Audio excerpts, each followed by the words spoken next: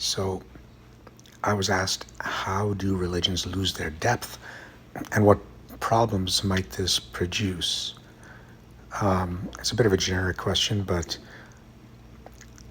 I guess what you could say is, well, they don't entirely lose their depth, but rather their depths are eclipsed by the movements of the times and by the manner in which the mentality and the approach to religion shifts among the followers of the religion. So it's not that religion no longer has depth, but it's that the depths are occluded by everything else that surrounds us. I mean, if you really want to know about the deepest aspects of your faith, the knowledge is there in books, in people, in schools, but it takes real concentrated focus, commitment, sincerity, and steadfastness to imbibe, understand, and practice that knowledge to make it real in your life.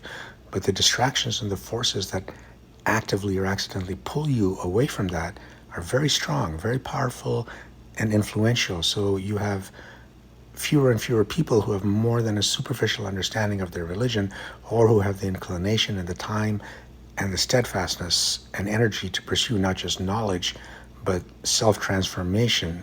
It's not easy. And so when fewer and fewer are inclined or able to, what was once a more common understanding now becomes available only within a few.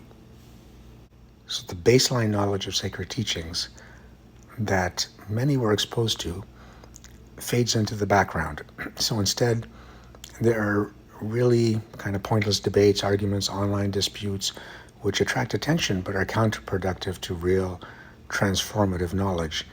And I don't mean self-help type knowledge. I mean the profound metaphysical knowledge that was brought by the prophets, the people of knowledge referred to as awliya, and that which is encoded into revelation. So in the case of Islam, into the Quran. That had to be gradually learned and understood, but not just as one studies a textbook. So don't forget that revelation is something that descends or is sent down from a higher level of reality to this matter-based reality that we dwell in.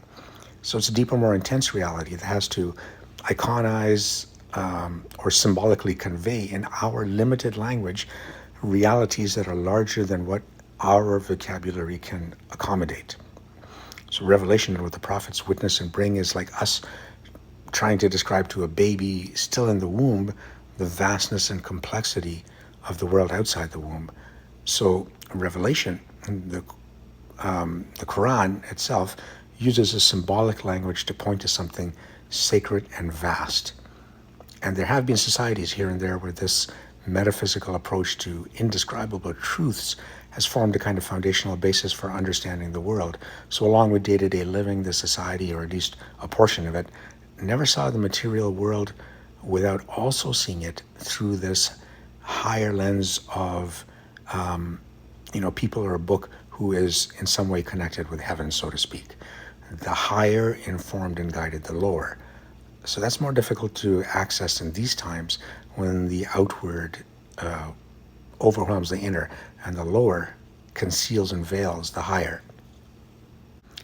Once original sacred teachings lose their metaphysical underpinnings and no longer cultivate a society and individuals who act as a connecting axis uniting heaven and earth, then it's a shorter road to religious doctrines degenerating through the loss of the higher intellect, the profound akal spoken of in Islam, and hence a loss of elevated understanding.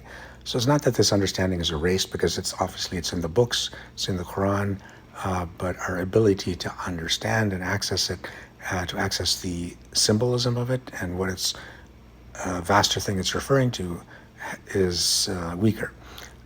But the living examples that manifest it are in a short and dwindling supply, right? Because those people who are so committed and who understand it in depth are not in the same numbers as perhaps they used to be in a more traditional society where these things were valued and taught and cultivated.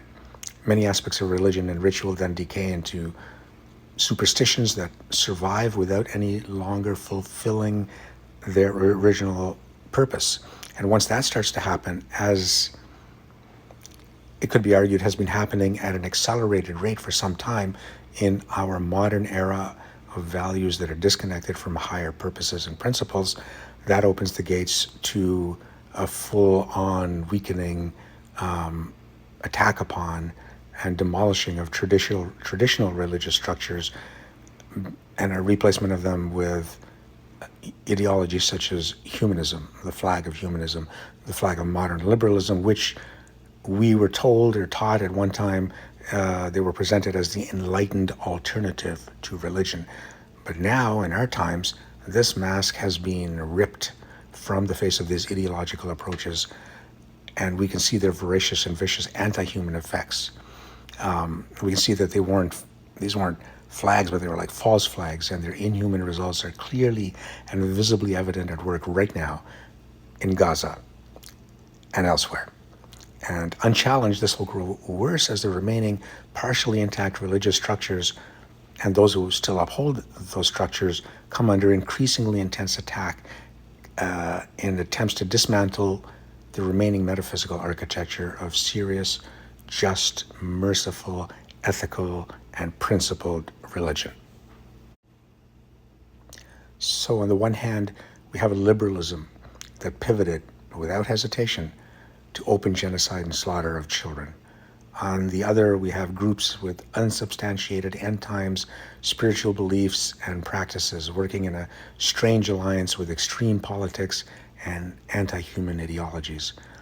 I mean, I would see these as counterfeit pseudo-religions which have an end goal, telos, an aim in mind that they will bend and twist every ethic and cast aside every moral teaching to bring about that desired end. This is the operative principle of, the Christian right and Zionism. So the first, the Christian right desires the speedy onset of apocalypse. The second, Zionism is happy to manipulate and use the first group for their own purposes. Neither one flinches at genocide. Neither one flinches at bodies piling into mountains of corpses. It means nothing to these politically nihilistic totalitarians disguised as religious zealots who have more in common with death cults than with the religion of Jesus or Moses. So the new religions of these times are Zionism, which, if allowed to continue, will on its own dismantle and disembowel traditional Judaism of Moses, and an apocalyptic far-right Christianity, which will serve Zionism to accelerate the path to the end of the world, which is what it's aiming for. It's the insane allying with the insane, the unhinged and the psychotic working in tandem. Now, in order for this madness to fully take hold, it is necessary to reject and deride traditional religious blueprints, traditional religious foundations, that deep understanding of religion that I spoke of, which give primacy to what? To ethics, to morality, to mercy, to protection of the innocent. And without these foundational blueprints and the ethical architectural edifice, religion loses its cohesive metaphysical structure. And this shift of emphasis and alliance and political power towards Christians ideologically bound to Zionism and the confluence of their aims, their telos, their end goal, with the goals of Zionist Israel and America's geopolitical design as well, they're all likely to just different roads to probable long-term failure and much short-term death and disaster. So the absence of, or the killing of, the true metaphysical religion, the true deep understanding of religion, these are some of the consequences. There's much more we can talk about, but just to keep it short, thank you very much. Assalamu alaikum.